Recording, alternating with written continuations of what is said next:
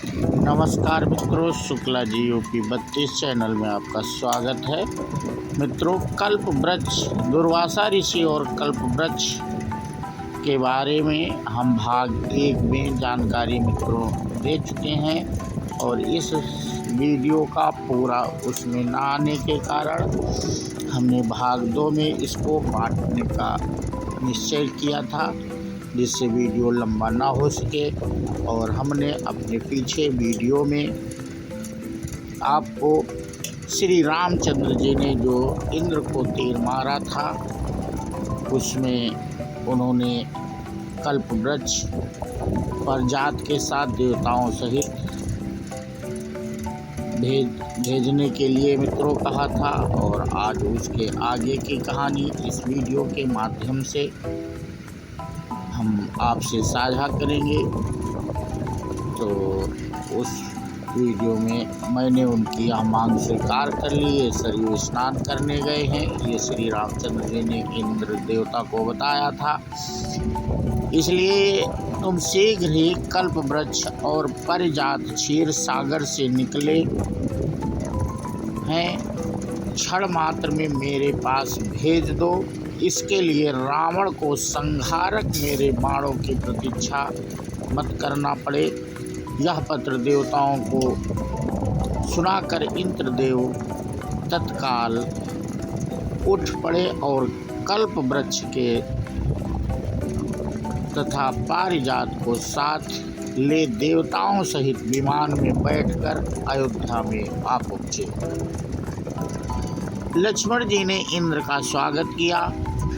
इंद्र ने राम के पास पहुंचकर पारिजात और कल्प वृक्ष को राम को अर्पण किया।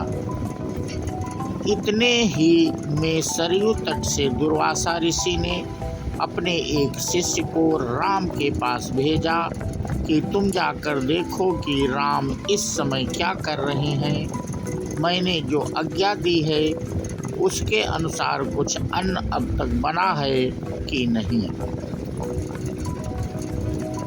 अब तक वैसे ही चिंता मग्न हैं या कुछ कर रहे हैं। यदि मेरी आज्ञा अनुसार पकवान प्रस्तुत कर रहे हैं तो अब तक कितनी सामग्री तैयार हुई है, यह सब तुम चुपके से देखकर मेरे पास आ जाओ। तब जो आज्ञा, ऐसा कहकर वह शिष्य राम के पास भवन में आया। देखा तो कल्प वृक्ष और पारिजात से युक्त देवताओं की मंडली में राम विराजमान है। यह देखकर उस शिष्य ने शीघ्र ही दुर्वासा ऋषि के पास जाकर वह समाचार कहकर सुनाया। शिष्य की बात सुनकर दुर्वासा को आश्चर्य हुआ। स्नान कर शिष्यों को साथ ले दुर्वासा ऋषि श्री रामचंद्र जी के सुंदर भवन में आ पहुँचे। दुर्वासा जी को आया देख देवताओं सहित राम ने उठकर उन्हें तथा उन सब शिष्यों को बड़े आदर के साथ प्रणाम किया और उत्तम आसन पर बिठाकर सीता तथा लक्ष्मण आदि के साथ उनकी पूजा की। फिर जिन पुष्पों को मनुष्यों ने अब तक नहीं देखा था, शिव पूजन के हेतु पारिजात के उन पुष्पों को राम ने दुर्वासा के समक्ष प्रस्तुत किया।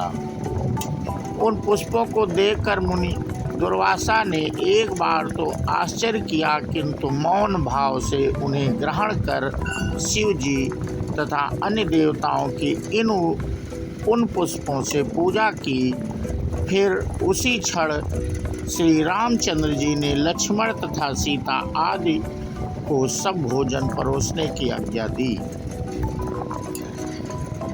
तब दिव्य अलंकारों से विभूषित सीता ने कल्प वृक्ष और पारिजात की पूजा कर अनेक पात्रों को लाकर उनके पास रख दिया और वह प्रार्थना करती हुई इस प्रकार बोली कि हे क्षीर सागर से उत्पन्न होने तथा देवताओं के मनोरथों को पूर्ण करने वाले कल्प वृक्ष, आज शिष्यों सहित हमारे यहाँ आए हुए दुर्वासा को तुम संतुष्ट कर दो। तब सीता के इस प्रकार कहते ही कल्प वृक्ष ने पल मात्र में वहाँ रखे हुए करोड़ों पात्रों को अनेक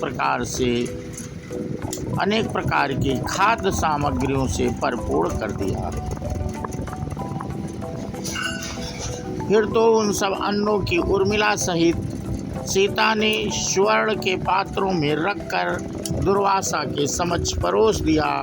फिर तो रामचंद्र जी से निवेदित दुर्वासा ऋषि ने अपने शिष्यों के साथ बड़े प्रेम से वह सब भोजन किया।